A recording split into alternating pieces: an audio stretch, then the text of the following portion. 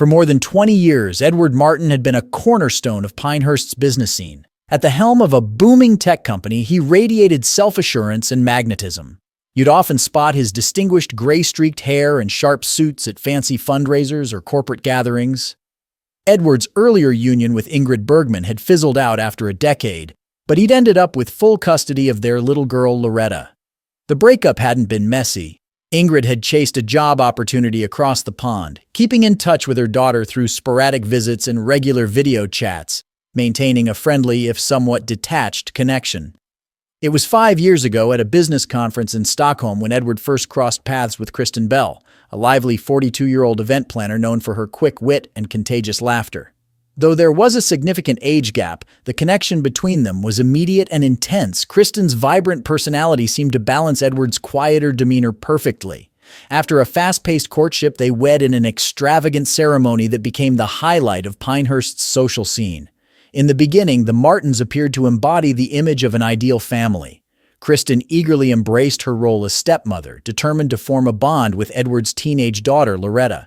She redecorated their home with bright colors and modern art, bringing her outgoing spirit into every room. Edward, seemingly energized by his new marriage, began shifting more work responsibilities to spend extra time with his family. However, Loretta remained somewhat distant from the new family dynamic. At 16, she was already grappling with the typical struggles of adolescence, and her relationship with her father was strained by the years of his frequent work-related absences. Growing up tall and graceful, with her mother's refined features and her father's intense expression, Loretta had always been more reserved, finding solace in books rather than in people. As Detective Holmberg dug deeper into the Martins' lives, she uncovered a much more layered reality behind the picture-perfect exterior. Conversations with neighbors and colleagues revealed a family that, while outwardly flawless, was not without its hidden tensions. Elsa Lindholm, the Martins' neighbor, remembered overhearing intense arguments in the last few months. "In public, they seemed perfect," she mentioned to the detective. "But when they were at home, it was another story. I'd hear shouting and things being thrown. I didn't feel it was my place to ask, but I was worried." Edward's assistant, Neil, shed more light on the situation at work. Mr. Martin had been staying at the office longer than usual, he revealed. He seemed unsettled, anxious. "I figured it was just the pressure from the upcoming merger, but now I wonder if things were unraveling at home."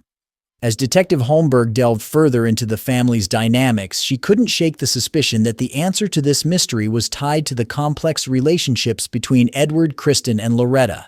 What she didn't yet realize was that beneath the surface, emotions had been simmering, emotions that would soon erupt into a full-blown tragedy. Conversations with Kristen's childhood friends unveiled a woman who had long grappled with her sense of self. Lena, a close friend from high school, recalled a telling moment. "Kristen always felt a bit out of place," she reflected, her eyes clouded with old memories. "I remember one school dance when I caught her staring at Sophie, one of our classmates, with this deep yearning. When Kristen noticed me looking, she panicked.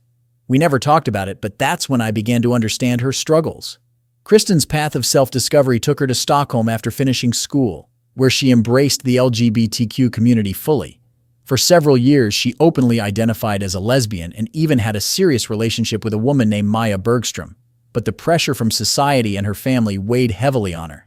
She eventually returned to Pinehurst, throwing herself into her career and hiding her true self behind a facade of professional success and social acceptance. Her marriage to Edward Martin seemed like the final piece of the life she believed she should have. Yet, as Detective Holmberg would later uncover, the heart doesn't easily forget what it truly desires. Loretta's presence in Kristen's life would stir long-buried feelings, setting off a chain of events that would lead to tragedy. The household dynamics drastically changed in September 2022, when Loretta, now 20 and starting her second year of university, moved back home. Her dorm was undergoing renovations, forcing her to find another place to stay. Edward, eager to reconnect with his daughter, suggested she stay with them for the academic year. Loretta's return brought mixed feelings. Edward was excited to rebuild their bond, while Kristen outwardly showed enthusiasm about having a younger presence in the house. Yet, tensions simmered under the surface. The first few weeks of living together were filled with awkward silences and forced conversations. Edward, often tied up with work, missed the subtle discomfort brewing. Loretta kept to herself, spending most of her time in her room and only coming out for meals.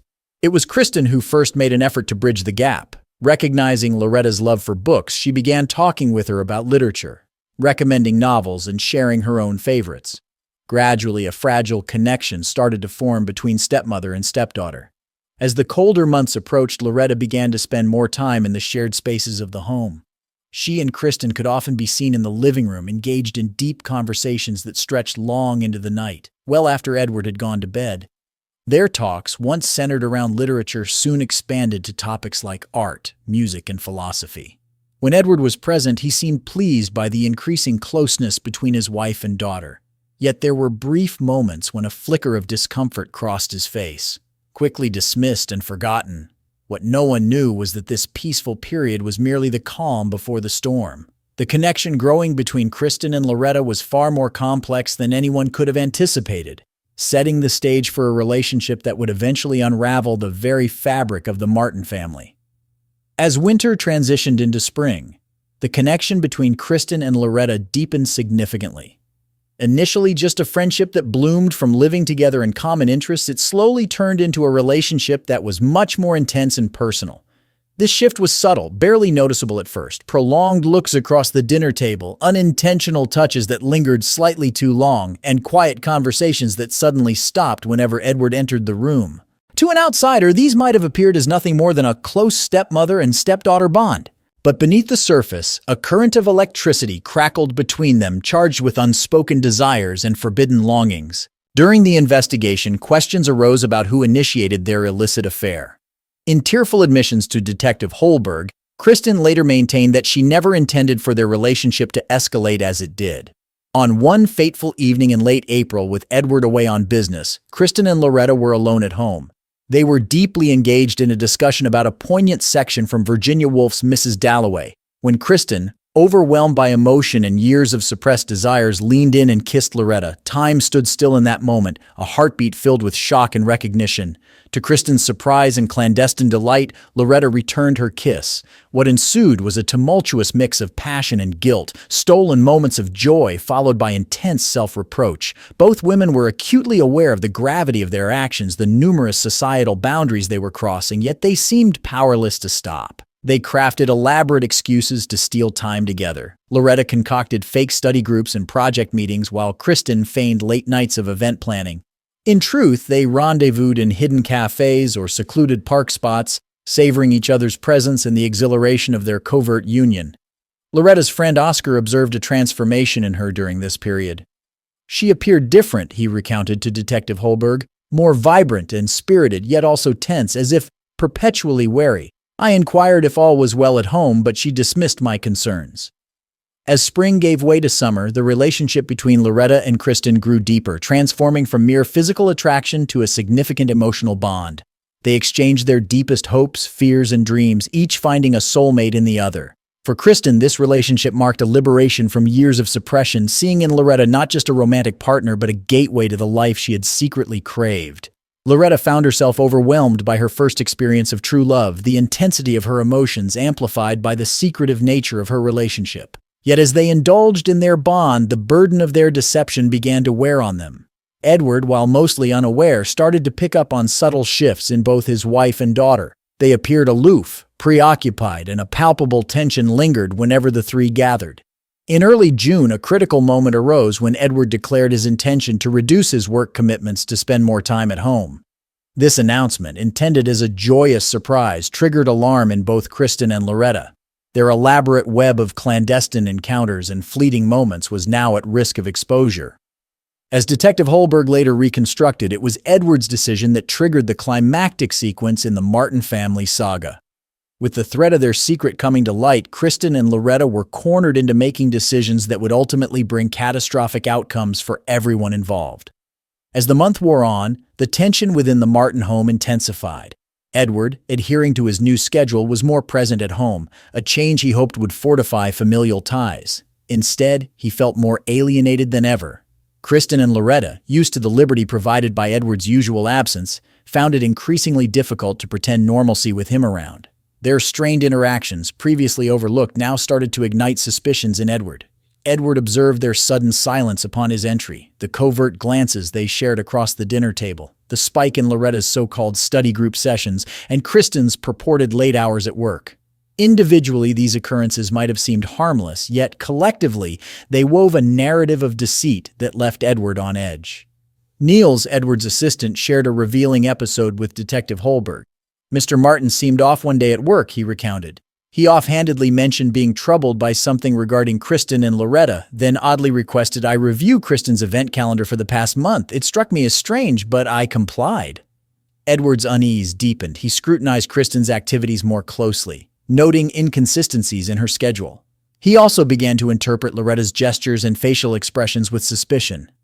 One night, Edward caught snippets of a whispered call between Kristen and Loretta. The tone was warm, filled with quiet laughter and pauses that spoke volumes. After Kristen left the room, visibly flushed and animated, dread knotted in Edward's stomach. His paranoia mounting, Edward resorted to actions he would later regret. He secretly installed a tracking app on Kristen's phone and started monitoring Loretta's credit card transactions, noticing charges at various eateries when she was supposed to be at school. The breaking point came on the night of June 14th. Pretending to have a late meeting, Edward instead staked out his own home from a nearby location. He watched as Loretta left the house under the pretense of a study group, followed shortly by Kristen.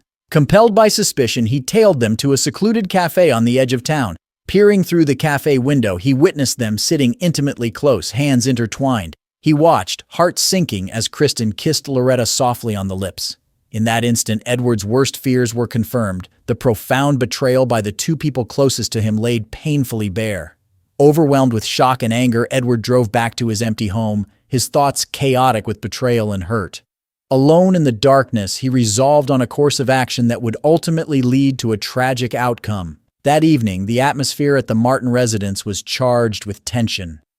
Edward sat in the shadows of the living room, an untouched glass of whiskey before him, the rhythmic ticking of the grandfather clock in sync with his anxious heartbeats, counting down to the inevitable face-off.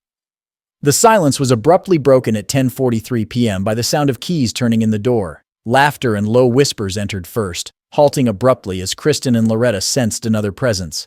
Edward, his back to them, didn't move as they stepped into the living room. Kristen tried to mask her alarm with casual conversation. "Edward, weren't you supposed to be at a late meeting?" Slowly turning to confront them, Edward's face was a visage of suppressed rage. "Interesting," he responded coolly. "I was going to ask you the same, Kristen. How was your planning session?" Kristen paled, grasping the undertone in his query. Next to her, Loretta remained motionless, her gaze flicking between her father and Kristen. Edward's voice grew louder, his accusation clear. "I saw you both," he declared. "At the cafe! I saw everything!" A storm of raw emotions erupted, accusations flung with fury, sobbing defenses crumbling under hard truths, and suppressed emotions spilling out uncontrollably. Kristen, visibly shaken, tried to reason with him. "Edward, listen, it's not what it seems. This wasn't supposed to happen." Edward, incensed, stood abruptly. "So you love my daughter more than me, huh?" At this point, Loretta intervened. "Dad, please, it's not all Kristen's fault." Edward, overcome with betrayal and sorrow, yelled, "How could you both betray me like this?" The conflict intensified, dragging up years of unresolved issues. Edward's neglect of Loretta during her formative years, Kristen's inner conflicts with her identity, and the intricate ties of affection and guilt that had ensnared them. All grievances were exposed in the heated exchange. As the argument reached its climax, Edward, blinded by anger, seized a heavy crystal vase from the table. In the chaos, he lost his footing. The vase struck him in the temple with a gruesome thud as he fell. He collapsed, blood pooling around his head. Stunned into silence, Kristen and Loretta could only stare as the gravity of the situation unfolded. Springing into action, Kristen checked for a pulse while Loretta, hands shaking, dialed for an ambulance. But Kristen's search for a heartbeat was futile. Edward was dead. In the aftermath, as the room fell eerily quiet, Kristen and Loretta faced each other, shock and the reality of their grim future reflected on their pale faces. The future they had envisioned, already marred by complex challenges, was shattered. What remained was the grim prospect of suspicion, legal scrutiny, and potential imprisonment. As distant sirens echoed closer, signaling the impending reality neither could have imagined, Kristen made a decision in the heat of the moment, one that would change everything for them both. Her voice unsteady, Kristen whispered, "Loretta, listen closely. We can't tell anyone the truth. Nobody will believe it was an accident. We need a story, and we need it now." In those panicked moments before the police arrived, Kristen and Loretta Martin began spinning the lies that would ultimately be their undoing. After Edward's death, chaos overtook them both. Kristen and Loretta found themselves in a disaster of their own making. The shock quickly turned into a frantic effort to erase their involvement and come up with a story that would steer suspicion away from them. As the sirens grew louder, Kristen took control, using her event planning experience in an ironic twist to craft their deception. She ordered Loretta to wash up and change clothes, and then she did the same. They settled on a simple lie. They returned home to find Edward dead, a supposed victim of a burglary gone wrong.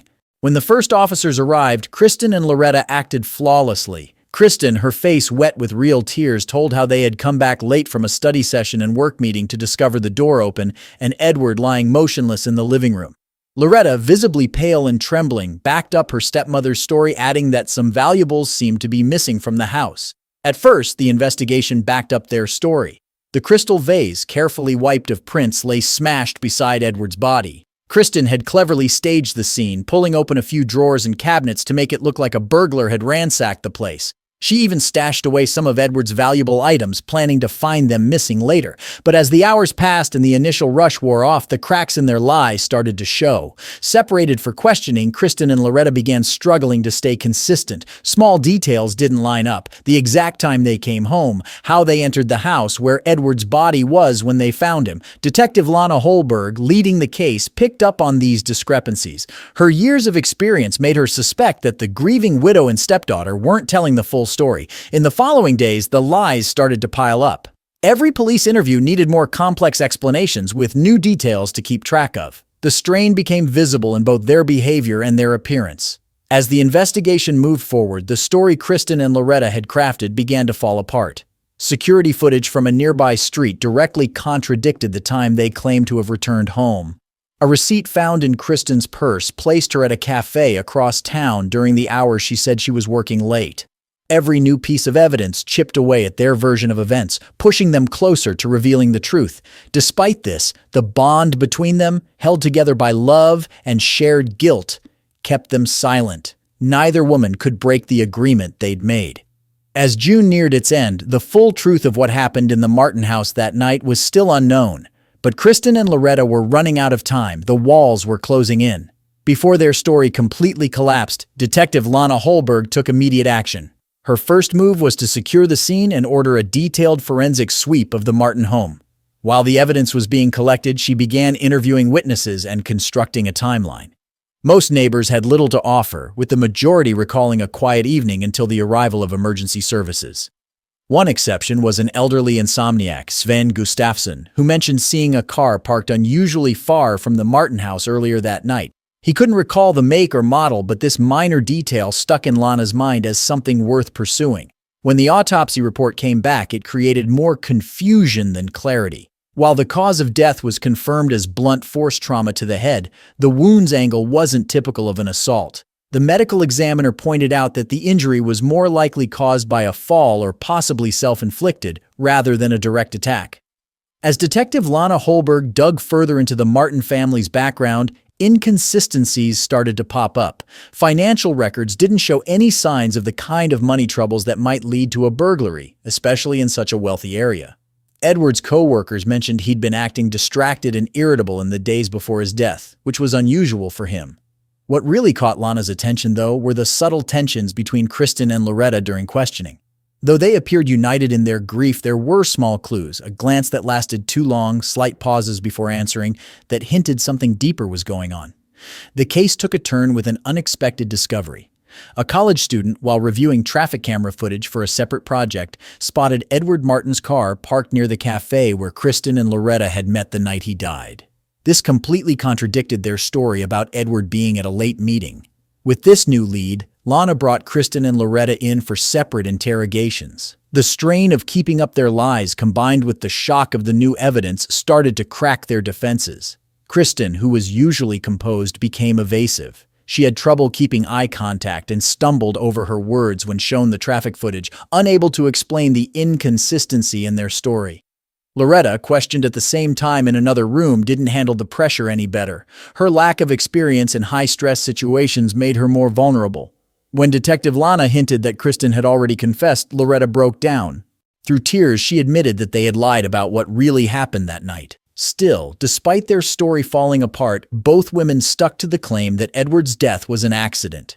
They confessed to being home at the time but insisted he had fallen and hit his head during an argument. Sensing she was getting closer to the full truth, Lana pushed even harder. She highlighted the holes in their new version of events, pointing out how unlikely their explanation was. As the questioning dragged on into the night, the pressure of keeping up the lies became too much. Finally, emotionally drained, Kristen let out the words that would break the case wide open. With that admission, the real nature of Kristen and Loretta's relationship, along with the full truth of what happened that night, began to surface. In the months after the Martin case was solved, the effects of the tragedy continued to ripple through Pinehurst. Kristen and Loretta, both convicted of obstructing justice, were sent to separate prisons. Their relationship, now strained by guilt, public exposure, and physical distance, faced an uncertain future.